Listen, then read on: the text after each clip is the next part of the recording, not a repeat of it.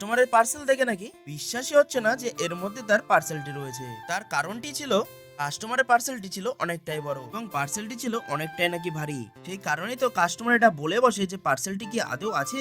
এবং কাস্টমারের কাছে যাওয়ার সাথে সাথেই কাস্টমারটি আমাকে বলে আগে কিন্তু আমি টাকা দেবো না, আগে খুলে দেখাবেন, আমি স্যাটিসফাই হব, তারপরে কিন্তু টাকা দেবো। আর যাওয়ার সাথে সাথেই বন্ধুরা কাস্টমারটি আমার ভিডিও করা শুরু করে। আমি কাস্টমারটিকে বললাম অসুবিধার কিছু নেই, পার্সেলটি ওপেন বক্সে আছে। বন্ধুরা পার্সেলটি ছিল 10 লিটারের রাইস কুকার এবং এটির দামটি নিয়েছিল 2556 টাকা। এবং কাস্টমারের সামনে যখন পার্সেলটি খুলতে থাকি কাস্টমার একটু চিন্তায় ছিল।